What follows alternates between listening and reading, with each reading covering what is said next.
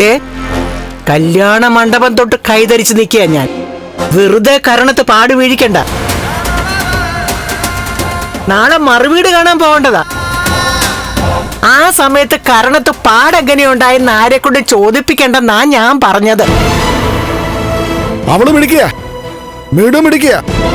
അതുകൊണ്ടാ വന്നത് പുളിങ്കൊമ്പാണെന്ന് കരുതി അവള് ചാടി അങ്ങ് പിടിച്ചത്. ബുദ്ധിയുള്ള പെമ്പിള്ളാരങ്ങനെ. എന്ന് വെച്ച് അതിബുദ്ധി കാണിക്കണ്ടെന്ന് മോക്കെ ഇടയ്ക്കിടയ്ക്കൊന്ന് ഉപദേശിച്ചു കൊടുത്തേക്കണം.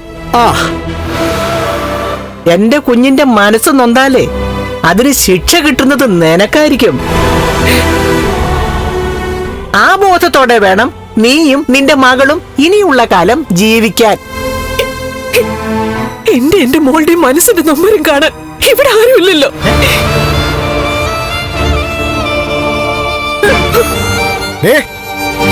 എടി, നിന്റെ മോള് സന്തോഷത്തോടു കൂടി തന്നെയാ കമലേശ്വരത്തോട്ട് കെട്ടിയെടുത്തത്. യാത്ര പറയുന്ന നേരത്ത് നിന്റെ പൂങ്കണ്ണീര് കണ്ടിട്ടാ അവളുടെ കണ്ണ് നിറഞ്ഞേ. അല്ലെങ്കിൽ അവള് ചിരിച്ചോണ്ട് തന്നെ അങ്ങ് കയറി പോയനെ.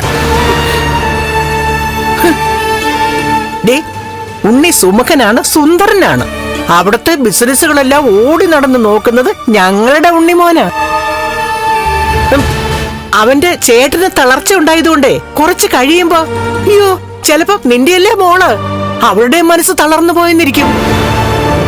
ആ സമയത്തെ എന്റെ കരുണമോളുടെ ഉണ്ണിമോന്റെ ജീവിതം കണ്ടിട്ട് ഉണ്ണിയെ സ്വാധീനിക്കാൻ ശ്രമിക്കരുതെന്ന് ഒന്നു പറഞ്ഞേക്കണം നീ നിന്റെ മോളോട്, കേട്ടോ?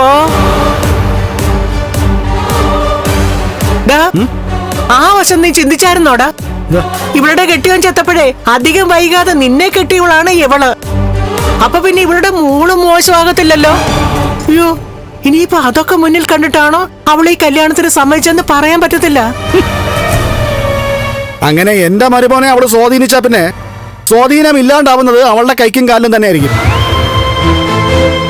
അങ്ങനെയാണെങ്കിൽ അവളുടെ കെട്ടിയവനെ പോലെ തന്നെ അവളെയും ഞാൻ തളർത്തി അങ്ങ് കിടത്തും. ഒന്ന് നിർത്ത. ഓ, ലക്ഷ്മി മോളുടെ അച്ഛൻ മരിച്ചതിന് ശേഷം ഞാൻ ചെറുപ്പമാണെന്ന് പറഞ്ഞ് ബന്ധുക്കളെല്ലാം ഒരുപാട് നിർബന്ധിച്ചത് കൊണ്ട് ഞാൻ രണ്ടാമതൊരു കല്യാണത്തിന് സമ്മതിച്ചത്. അതുകൊണ്ട് എനിക്കിപ്പോ ഇങ്ങനെ കരയേണ്ടി വരുന്നത്. ഓ എടാ പ്രതാപ, ഇനി ഇവിടെ നിന്നാലേ നമുക്ക് ഇവരുടെ കഴുത്ത് പിടിച്ച് ഞെക്കേണ്ടി വരും. അതുകൊണ്ട് നീ വാ. മോഹിനി, കൂടുതലും മോഹിനിയാട്ടവും കുച്ചിപ്പിടിയൊന്നും വേണ്ട കേട്ടോ. നിന്റെ ആദ്യത്തെ ഇരണം കെട്ട ഭർത്താവിന്റെ പുന്നാര മോള് ഇനി മുതൽ കമലേശ്വരത്തെ മരുമോളാണെന്ന് കരുതി ആശ്വസിക്കാൻ നോക്ക്. എന്നിട്ട് എന്റെ മോളെ പരിപാലിച്ച് അവളോട് ഇനിയുള്ള കാലം ഏതെങ്കിലും ഒരു മൂലയിൽ ഒതുങ്ങിക്കൂടാൻ പറ. എന്നിട്ട് ചതഞ്ഞ് ചതഞ്ഞ് ജീവിക്കാൻ പറ.